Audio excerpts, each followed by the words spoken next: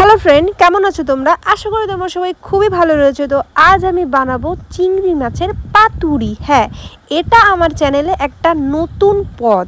এই যে চিংড়ি মাছের পাতুরি, এটা আমরা প্রথমবার বানাতে চলেছি একদম পুরো বেঙ্গলি স্টাইলে। অনেক ডাব চিংড়ি আমরা ট্রাই করেছি, এবার আমরা ট্রাই করব চিংড়ি মাছের পাতুরি। হ্যাঁ, এটা কেমন হয় আজকে তোমাদের সঙ্গে সেই জিনিসটাই শেয়ার করব। তো প্রথমে চলো আগে আমরা মশলার সরঞ্জামগুলো রেডি করে নিই। এতে দেবো ধুইনা, জিরা, গরম মশলা, তেজপাতা, শুকনো লঙ্কা, রসুন, আদা।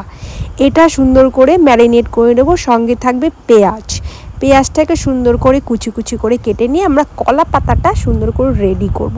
কলা পাতা সবসময়ের জন্য সব ধরনের কলা পাতায় প্রয়োজন, মাঝের পাতা বলো, বুড়ো পাতা বলো, সব পাতায় প্রয়োজন।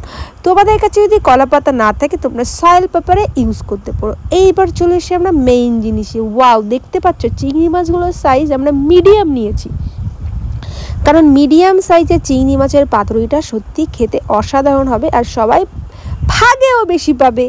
তো চলো আমরা চিংড়ি মাছটা ভালো করে পরিষ্কার করে নিয়েছি। তারপরে বাটা মশলা, সর্ষের তেল আর যা যা নুন প্রয়োজন সব কিছু আমরা দিয়ে ভালো করে এটাকে ম্যারিনেট করে কিছু সময় রেখে নেব। এটাকে ম্যারিনেট করার সময় এত সুন্দর মনে হচ্ছিল যেন অর্ধেক রান্না এখানেই হয়ে গেছে। মনে হচ্ছে এখনই প্লেটে সার্ভ করে মুখে তুলে দিই। তো যাই হোক, শুনেছি বাংলাদেশের কিছু কিছু ছেলেরা যারা মাছ ধরতে যায়, বড় বড় গলদা চিংড়ি, ওরা নাকি কাঁচা কাঁচা তুলে তুলে খেয়ে নেয়। মানে কিভাবে যেন খায়, মাথাটা কামড়ে। আমি অনেক ভিডিওতে দেখেছি, বাংলাদেশি ভিডিওতে। তো যাই হোক, সেটা ট্রাই করব না, আমরা তো ট্রাই করব অন্য কিছু, পাতুরি। তো সুন্দর করে ম্যারিনেট করে নিয়েছি।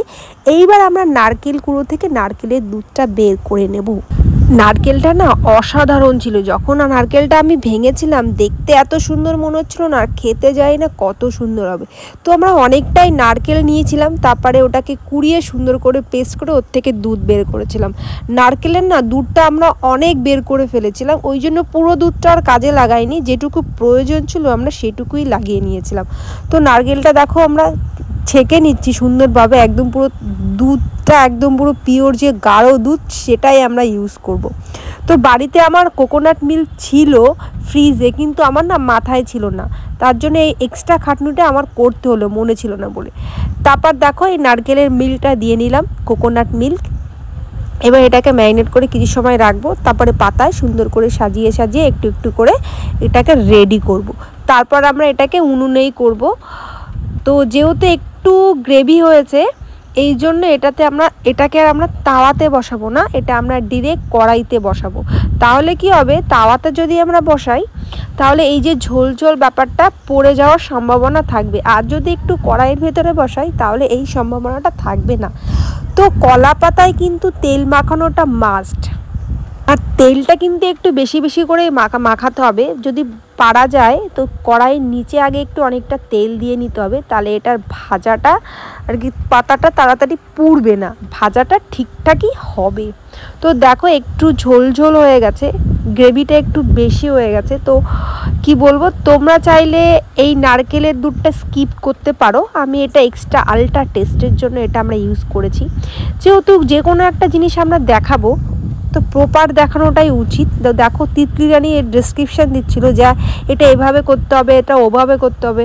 আমি জাস্ট ওকে বললাম, তিতলি এটা কিভাবে করলাম তুমি জাস্ট বলো। ও নিজের মতন করে বলছিল, আমাকে বলতে দেখে ও নিজের মতন করে বলে যাচ্ছিল যে এটা এভাবে এভাবে এভাবে, মানে ভয়েস দিচ্ছিল, ভাবা যায়। তারপর এটাকে পুরোপুরি রেডি করে একটা পাত্র দিয়ে আর কি, একটা থালা দিয়ে এটাকে ঢেকে দিলাম। এটাকে এবার জাল দেওয়ার পালা। তো দেখতেই পাচ্ছ কাঠের উনুনে বসিয়ে দিয়েছি, হয়েও এসছে প্রায়। ও মাই গড, তোমরা জাস্ট একবার দেখো এটা দেখতে কতটা সুন্দর এসছে, মনে হচ্ছে এখনই তুলে একটু খেয়ে দেখি। এটা প্রায় হয়ে এসছে, এটা আমি এখন খেতে পারবো, জাস্ট একবার দেখে নাও। কুকিং টাইমটা কিন্তু একটু বেশি লাগবে, আধা ঘন্টা 45 মিনিট কি 1.5 ঘন্টাও লেগে যেতে পারে, কারণ এই আর কি পাতুরিগুলো করতে একটু সময় লাগে, আস্তে আস্তে মিষ্টি মিষ্টি জাল দিয়ে এগুলো করতে হয়, ঠাকুমাদের ভাষায় এটাই বলে। তো দেখো কতটা সুন্দর হয়েছে, ও মাই গড, জাস্ট অসাধারণ। একবার চেকে দেখি কেমন লাগে। কালারটা কিন্তু অসাধারণ এসছে, তোমরা যাই বলো। তো তোমাদের এই রেসিপিটা কেমন লাগলো সো প্লিজ জানিও। যদি ভালো লাগে লাইক কমেন্ট শেয়ার আর প্লিজ একটা সাবস্ক্রাইব করো। আর আমার ফেসবুক পেজ যদি তোমরা দেখো তাহলে একটা ফলো করে দিও। হ্যাঁ, তোমরা কিন্তু বাড়িতে বানাতে ভুলো না। তো আজকের মতো টাটা।